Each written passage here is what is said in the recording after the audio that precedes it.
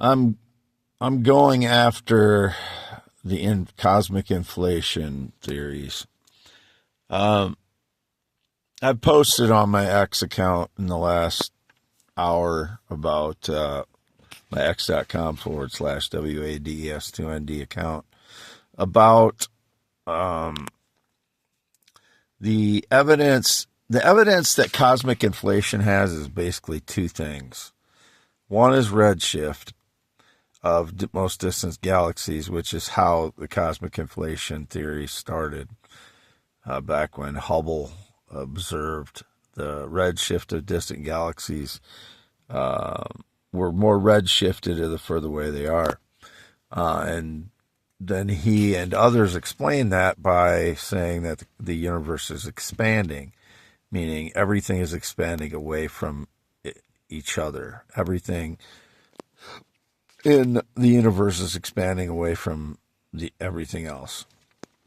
However, there's a secondary explanation to that redshift, which means that light is losing light is losing at distance. Oh my gosh.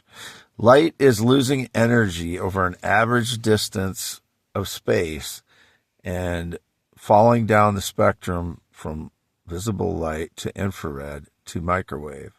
And that's why it is experiencing redshift in the most distant galaxies, because it is losing that amount of energy over that distance, even though it is billions of light years, since there's no resistance through most of space, or relatively no resistance.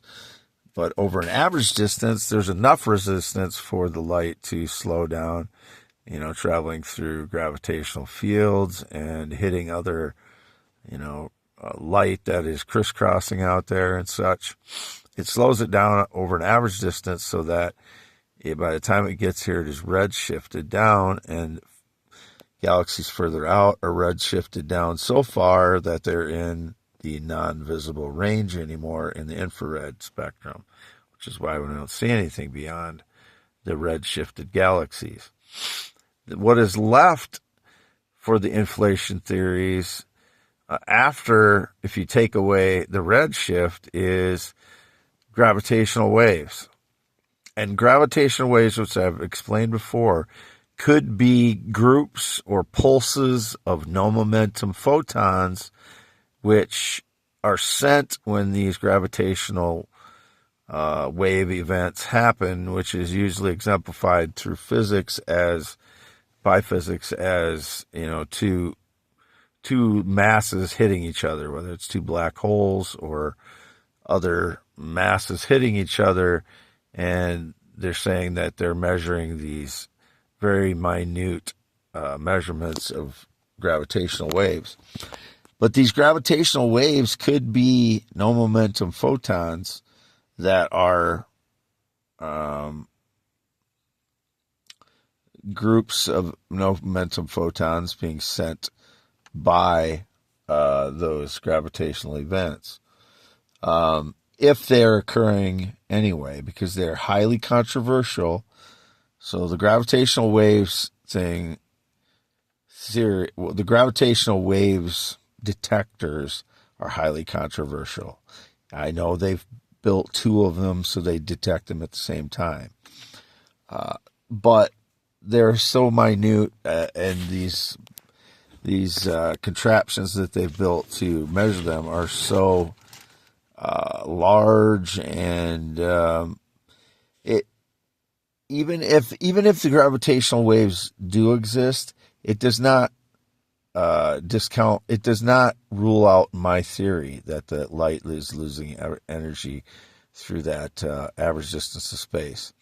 What I'm saying is the expansion theories, if you take away the redshift of distant galaxies, there's very little evidence, and that evidence that's left is highly controversial. So the evidence that the universe is expanding is very little, and the Big Bang theory relies on this, and there's like very subtle variations in the cosmic microwave background that they're relying on to calculate some of these things. And that can be interpreted in many different ways. And the way my theory interprets it is that the cosmic microwave background is varying slightly because of what is beyond our visible horizon, beyond those red-shifted galaxies that we can observe and Hubble observed. And, we can see further out than when Hubble was alive, but it's still the same situation. And then I had posted prior to that on string theory that one of the founders of string theory that has been engaged in it for 30 years has just come out recently. His name is Leonard Susskind, and said that string theory does not apply to reality. And he has just come to this conclusion recently, and he is very much resigned to that belief that string theory does not apply to reality, and it has to take away all the supersymmetry assumptions within it in order for them to come up with a new theory in string theory, which string theory was, the top of physics since the 1980s. And what I said in my posts today, I said that I think Edward Witten, who started string theory, basically put people on a wild goose chase in a something that doesn't really live in the universe, and people were immersed in that world. And not that the string theorists aren't good thinkers; they're very good thinkers, a lot of them. But if you're immersed in a world that doesn't exist, like string theory, like Leonard Susskind has admitted now, you can't be coming up with ideas that apply to the real world, which is what I've said. I said something like, quantum gravity, it's so minute in trying to measure it, or the application of it, most people don't think of it in the right way, is like throwing a drop of water into a lake and then measuring the results and how it affects the lake.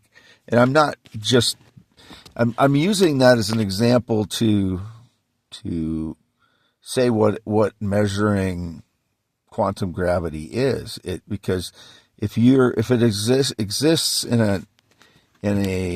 an ether, as I proposed, of a no momentum photons, it is all of those quantum particles, all those quanta are floating in a sea of like mass things. So think of throwing a drop of water into a lake. How is that affecting the lake? How is that drop of water, really, are you going to ever be able to measure every drop of water? You can make the calculations, but for them to apply to reality in the moment, I see how it can apply to the black holes. And I understand what they're saying there, and I understand what they're trying to get at in trying to find out what quantum gravity, how it applies, because beyond the event horizon of the black hole, everything could be torn apart like it is in the CERN collider, because the speed at which things happen within the black hole could be tearing everything apart, which I believe it probably does. And then I've said that before, in 2015 to 2016, that the black hole probably breaks everything down to the basic building blocks of the universe. So you have all of those things just swimming in that torrent of the black hole, and then the quasar is a way for it to release that stuff. And I believe they're dark quasars. I think there are probably dark quasars going on all the time that are not visible. Only some quasars are visible, I think most of them are probably dark quasars that are going on all the time that you cannot see, that are shooting these basic building blocks of the universe back into space, and then it feeds back into that galaxy, and it shoots it way out beyond that galaxy as well. Those basic building blocks of the universe being broken down within the black hole because of the speed at which everything is happening in there. Everything's colliding and tearing itself apart. So, getting back to the string theory, he's saying that string theory is not valid, but he's a believer in expansion. So, I don't believe in expansion because my theory that light loses energy over an average distance of space takes away the need for dark energy and expansion for the most part. I mean, there can still be some expansion going on, but I don't think it's nearly the rate at which they're using, the redshift calculations for it to be. So, again, not trying to show anyone up, but I think it takes a lot of courage for Leonard Susskind, after 30 years and being a founder of string theory, to admit that it doesn't have a basis in the real world. That's what a real scientist would do. When he understands the truth about something, he would change his mind, which I respect scientists to do that. I mean, he spent 30 years of his life on it. I think Ed Witten kind of sent them down the wrong road with string theory, but doesn't mean a lot of things. There's probably things that got accomplished within string theory that will apply to the real world. It's a big disappointment for people that have been working on it for 30 years and it didn't come up with the solutions that it was meant to with quantum gravity, which is what it was trying to get at mainly in the first place, and to tie the two worlds together of Einstein's world and QED, which, Richard Feynman and everyone else that was involved in that, the quantum world. But, so I was just trying to explain all that stuff in my posts on my x.com/WADS2ND, and then I post the links to those posts in the descriptions of my YouTube audios or videos, which I'm doing an audio right now for youtube.com/@WADEALANHEINEMAN. Only for that account is this audio on June 1st, 2025. And I think that's all I need to talk about right now. But I'm, again, 53 years old, Wade Allen Heineman, never been in the military, never been married, born 11/4/71, graduated Wapsie Valley High School in 1990. Never been in the military, never been married, not ridden on a motorcycle since 1996, don't know anybody that rides a motorcycle since 2005, not been outside the state of Iowa in 2025, not been on a plane or jet since 2011, had no alcohol of any kind in 2.5 years, almost getting closer to 3 years now. I had 1/4 of one beer on a Saturday night in 2024, and I decided not to drink the rest. It just didn't taste good enough. So if it was a good beer, I would have finished it. It just wasn't tasty enough for me. I've never been into drugs, whatever the lies. I've never had a drop site for anything. It was indicated that I was, part of some illegal activity. I've never been part of anything like that. Never been in part of any drugs or any illegal activity like that. It's just more staged lies, and it's impossible for me to protect a property where I lived alone for 11 years from a network of criminals driving by constantly that break into my home and vehicles to steal my stuff and stage lies constantly. So whatever they're doing, I'm not part of it. I didn't do anything wrong. I'm just posting about my physics, collecting stones, the valuable ones I can find and some interesting ones and some that I don't know what they are, but a lot of valuable stones I've found on my parents' property. I've not taken any rocks off anyone else's rock pile, was indicated. I took one large stone off my parents' rock pile, a different rock pile of my parents in 2019. My dad had rock piles all over the place. My dad hates rocks because he's had to pick them up his whole life. He was a farmer, and that's what I'm doing. I'm basically picking up rocks off the field, which has happened with farmers in Iowa since I was born, because I had to pick up a lot of them when I was a kid too. So we just didn't recognize some of them were probably valuable. So and again, 80% of the valuable ones, if you count the valuable ones that I've had, 80% have been stolen by these criminals. Many of them ride motorcycles. I don't know any of those people. They're just criminal frauds that break in while I'm asleep. I'm not blaming it all on those people because I don't know who's doing it, but it may have been one of my neighbor's kids who's in his 20s now and others. So, signing off. June 1st, 2025, on my theories of the universe and physics, and I don't collaborate with anyone.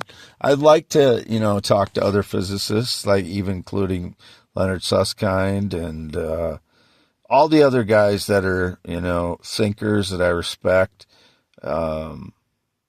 There's many of them that I watch their videos on YouTube or I appreciate what they've done in their lives in physics, and I'm not trying to show anybody up. I'm trying to get to the truth of physics, which is what I'm interested in. The truth is always what I'm interested in. I do get defensive about people attacking me, as I've said before, because so many people attack me from everything. And I get, just out of context comments, the math doesn't add up in my theories from people that aren't in physics. And yeah, it takes a toll on me that I'm getting criticized by people who aren't even physicists, and they're listening to some unknown people about my theories that I don't even get to respond in kind when someone is criticizing my theory, because I don't know who's criticizing it. It just gets passed on to the public, and then the public assumes my theory is wrong because it's somebody in physics or someone that they think knows more than I do, that they believe instead of me, when physics and science is not fact, as I've said before. It is either more supported by observation and evidence, or it's not as supported by observation and evidence. And a lot of things have been assumed to be true based on one experiment a long time ago that wasn't ever repeated or something like that. So whatever they're saying about the math doesn't add up in my theory that, no momentum photons comprise an ether, that it gets less and less dense as you get away from the Earth and away from any center of mass. You can't assume that just by whatever one person is saying or a group of people are saying. They might be Big Bang theorists that are propagandizing for that. And that's what I'm saying. Signing off, June 1st, 2025. Wade Allen Heinemann.